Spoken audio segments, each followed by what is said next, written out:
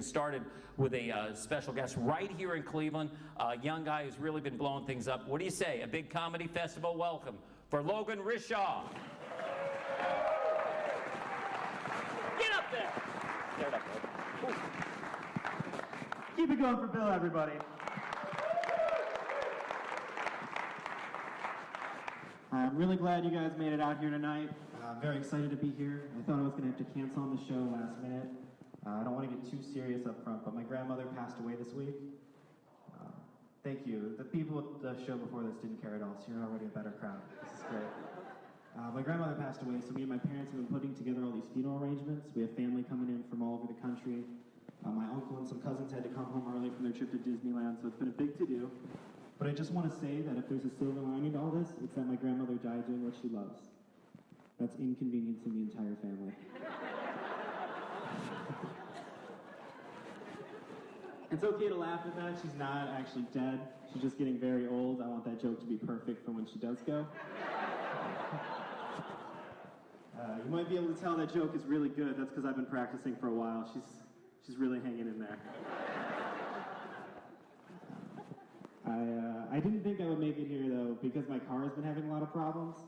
My car's been making strange noises for the past couple weeks. And normally I'm pretty handy. I can usually take care of it myself. So I try my normal fix, which is turning up the volume in my car until I stop hearing the problem. But it hasn't been working, so I had to take it to a mechanic this week. And the mechanic looked at my car and he told me my brakes were bad. And then he diagnosed it 3 ways. He said if I don't do anything, I'm going to notice 3 things. First, there's going to be slower reaction time whenever I try and brake. My car is going to swerve because of poor wheel alignment. And at any moment, it could just collapse. And then he looked me dead in the eye and said, essentially what's happening is it's like whenever you get behind the wheel, you're driving drunk. I was like, dude, it's been like that for a long time. I've been job hunting recently, trying to find a new job. Don't get me wrong, this pays super well. We got like 20% full crowd here, it pays super well. But I've been job hunting and I'm not great at filling out applications. Like I get stuck on the easy questions a lot. Like there's this one I tried filling out. They asked me if I've ever been convicted of a felony, and I wasn't sure which answer would get me the job at Denny's.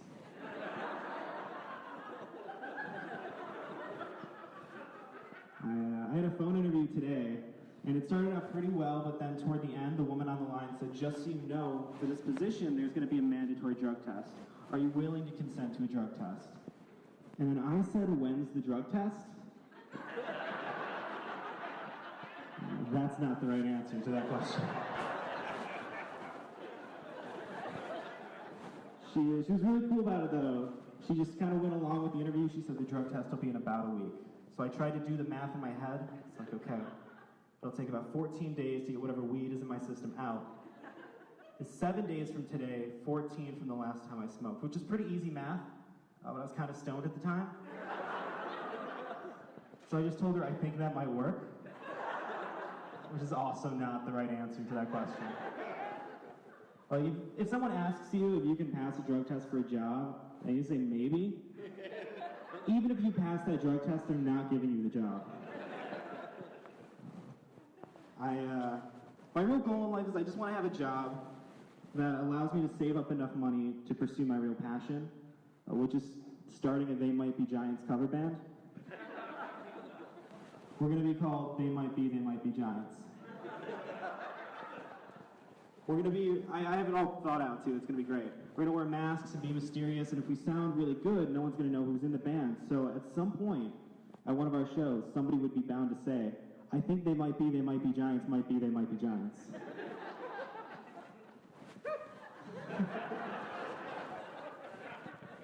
I know it's a lot to ask for you guys to know who They Might Be Giants are, because their biggest song was the theme song from Malcolm in the Middle.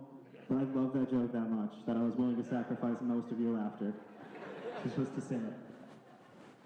My biggest problem right now is my girlfriend is studying abroad in London, and the time difference is really getting to me. There's like a 5-hour time difference, so over here it's almost 8:30. Over there she's probably cheating on me.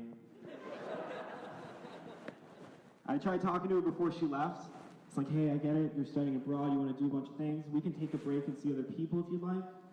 But she's better at negotiating than I am. So we settled on we can see other people as long as they're British. Sounded very fair at the time. I studied abroad myself a few years ago. It was a really cool experience. I went to Amsterdam for a few weeks while I was out there. And has anyone here ever been to Amsterdam?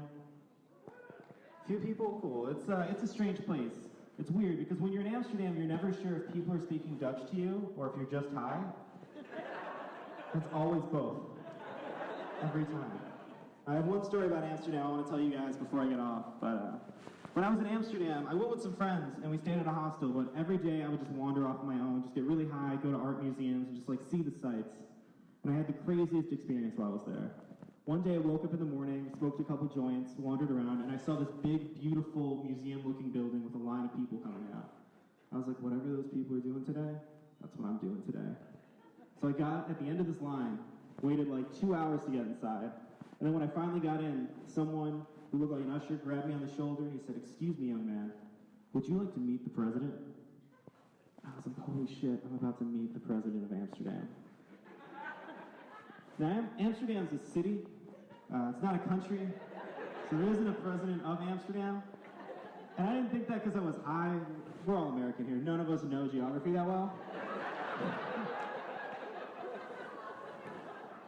But I'm like, yeah, I want to meet the president.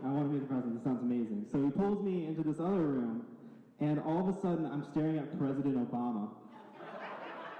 I was like, I am way too high for this. There's no way. He's like 10 feet in front of a camera just doing photo ops all day, I guess. And I went up to him, I was really excited, trying to talk to him for like 4 straight minutes. He didn't even break eye contact with the camera to look at me. He could probably smell weed on me, definitely could tell I was high. I got embarrassed when I realized that. Got the picture and went on with my day. And I was like, this is amazing. I have this picture of me and Obama. Thank God I have this picture because no one's gonna believe what had just happened. Like held it with me all day, wandered around like the city, did like 30 laps, just around this entire downtown area, just holding on to the picture, wouldn't even let go of it. And then I got back to the hostel that night, and I came up to my friends and I was like, you guys are not gonna believe what I did today. I showed him the picture. My friend grabbed it out of my hand and he looked at it, and back at me, and then back at the picture, and went, oh my God, man, you went to the wax museum today. That's amazing. And I should have known.